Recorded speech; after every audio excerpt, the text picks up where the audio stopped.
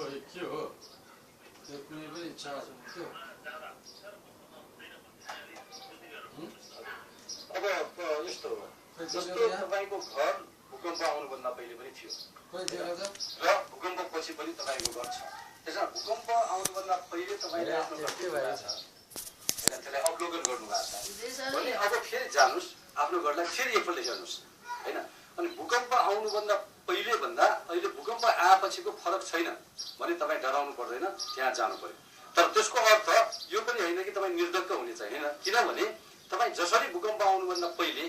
बसेर भूकम्प आउन सक्छ भनेर सचेत हुनुहुन्थ्यो नि होइन त्यसलाई प्रिपेयर हुन्थ्यो हो त्यसरी नै अहिले घरभित्र गएर बस्ने त्यस्तो घरमा चाहिँ र तर सचेत गएर बस्ने यहाँ चाहिँ केही घरहरू छन् हामी जहाँ उभिएर यहाँसित कुराकानी गरिरहेको छौँ केही घरहरू छन् यही सँगै जोडिएका केही घरहरूमा क्षति पुगेको देखिँदैन भने केहीमा क्षति पुगेको देखिन्छ हामी दृश्यबाटै त्यसलाई चाहिँ प्रश्न पारौँ जस्तै हजुरको पछाडिपट्टिको यो घरलाई हेरौँ यो घरको स्थिति जुन छ भूकम्प पछिको यसमा चाहिँ बस्न हुन्छ हुँदैन यस्तो प्रकृतिको घर अब दृश्यमा देखिन्छ हजुर अब यो घर चाहिँ तपाईँको कस्तो भयो भन्दा यो चाहिँ हामी भन्नु ब्रिक मेसनरी भन्छौँ भन्दाखेरि इट्टा र माटोले बनेको घर हो होइन त्यसमा प्लास्टर गरिरहेको छ अब यो अहिलेको भूकम्पले गर्दाखेरि अब पुरानो पनि घर भएकोले भूकम्पले यसको के गर्छ जुन लोड लिने वाल छ नि जसले लोड लिन्छ होइन त्यो लोड लिने वालमा चाहिँ क्र्याक हो होइन त्यस कारणले सानोतिनो अर्को कम्पन आयो भने पनि त्यो वाल अझ छुटिन सक्छ र यो चाहिँ कोल्याप्स हुन सक्छ होइन यो अब दायाँतिरको घर जस्तै त्यो घर पनि कोल्याप्स हुने सम्भावना छ होइन त्यो गएकोले अब यस्तो खालको घरमा चाहिँ अहिले बस्नु भएन होइन यसलाई चाहिँ इन्जिनियरहरू आएर उनीहरूले यो घरलाई मर्मत गरेर हुन्छ कि हुँदैन भनेर हेरिसकेपछि मात्रै यो घरमा प्रवेश गर्न सकिन्छ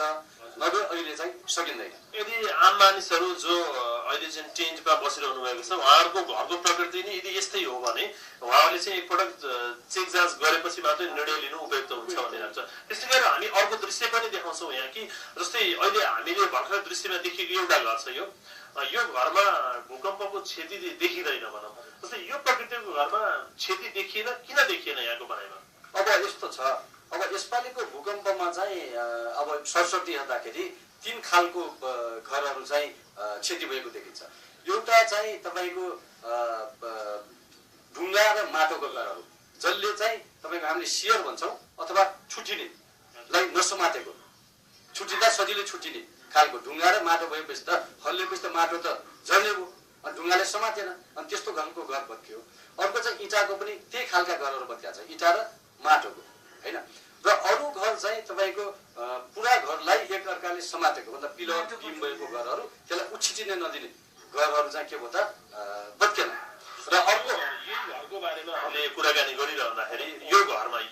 चाहिँ नभत्किनुको कारण नबिग्रिनुको कारण चाहिँ यो घरको नबिग्रिनुको कारण चाहिँ के भन्दाखेरि यसको चाहिँ फाउन्डेसनदेखि माथिसम्म चाहिँ के त भन्दाखेरि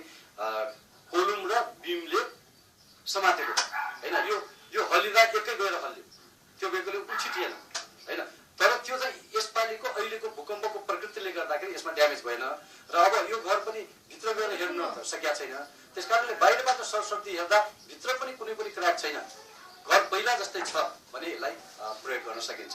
र अर्को खालको घर चाहिँ कस्तो खालको भत्किया छ भने तपाईँ गाउँको एरियामा होइन धेरै घरहरू भत्के होइन गाउँको एरियाको घरहरू भत्केको चाहिँ धेरै जसो के छ भने तल पिलर अनि पसलहरूको सटर 9x9 इन्चका पिलरहरू 6-7 तलाका घर अनि त्यस भएकोले त्यो घर उछिटिन खोज्दाखेरि तलको पिलरले त्यसलाई थामेन पिलर भाँच्यो त्यो भएकोले त्यो घरहरू चाहिँ कोल्याप्स अब तपाईँ उता सिधा पाइलातिर जानुभयो त यता भक्तपुर जाने बाटो जस्तै यही बिचमा एउटा प्रश्न गरेर मलाई के मन लाग्यो भने समग्रमा तपाईँले जुन एउटा विज्ञ पनि हुनुहुन्छ नि अहिलेको भूकम्पको जुन असर हेर्दाखेरि काठमाडौँमा बनेका घरहरू के बलिया हुन् अथवा कमजोर हुन् कसरी तपाईँले भन्नुहुन्छ यति बलिया होइन अब यसलाई यस्तो हामीले के भन्छौँ भन्दाखेरि काठमाडौँमा 90% भन्दा बढी घरहरू चाहिँ नन इन्जिनियर छन् भन्छौँ होइन अब नन इन्जिनियर घरहरू चाहिँ हाम्रो आजमसम्म के हुन्छ भन्दा अर्को रेजिस्टेन्स छैन भन्ने होइन तर अब यसपालिको भूकम्पमा त भत्केन होइन त्यस कारणले अब यसको अध्ययन गर्न जरुरी छ एउटा अध्ययन यो भूकम्प जुन आयो यो भूकम्प चाहिँ कस्तो खालको थियो किनभने भूकम्प पनि धेरै खालको छ लामो हल्लिने छोटो हल्लिने भर्टिकल होरिजन्टल रोटेसन होइन र त्यसको म्याग्निट्युड फेरि होइन त्यस कारणले धेरै खालको भएकोले अब चाहिँ हामीले त्यसको अध्ययन गर्नु पर्यो र हाम्रो बिल्डिङ टिपोलले त्यसलाई अध्ययन गर्नु पर्यो त्यसकारण कस्तो खालको भूकम्पमा कस्तो खालको भवनहरू चाहिँ क्षति हुँदो रहेछ भनेर हामीले अध्ययन गर्नु पर्यो। अनि हाम्रो नेपाल माने काठमाडौँ अथवा नेपालमा कस्तो कस्तो खालको भूकम्प आउन सक्दो रहेछ त भनेर त्यो दुईटालाई रिलेट गरेर अनि पछि हामीले त्यो गर्न सक्छौँ। अब अहिलेको अवस्थामा चाहिँ त्यो बन्न सकिँदैन। अन्तिममा अब चाहिँ एउटा जानकारी हाम्रो जुन महानुभावहरू हुनुहुन्छ जो अहिले त्रिपाल टाँगेर बाहिर खुल्ला आकाशमा रात बिताउनु भएको छ, मलाई हिजोदेखि भूकम्पको धक्का अलिक कम महसुस गर्न थालिएको छ, अलिक कम शक्तिशालीको पनि थालिएको छ। अब उहाँहरूलाई घर फर्कनको निम्ति उहाँहरू घर गएर आश्वस्त भएर निदाउनको निम्ति के गर्न जरुरी छ? अब मैले पनि यो राष्ट्रिय यो भूकम्प मापन केन्द्रका साथीहरूसँग मैले चाहिँ कम्युनिकेट गरेको छु। उहाँको भनाइमा के छ भन्दाखेरि जुन मेजर गयो नि 7.6 को 7.9 होइन सुरुको, त्यो 7.9 को गइसकेपछि 7.6 गयो, 7.5 गयो, त्यसपछि सानो गए होइन। त्यो गएकोले त्यो ट्रेन हेर्दाखेरि अब चाहिँ यो गर्दैछ। जस्तो पहिलो दिनको 12 घण्टामै 39वटा जति गयो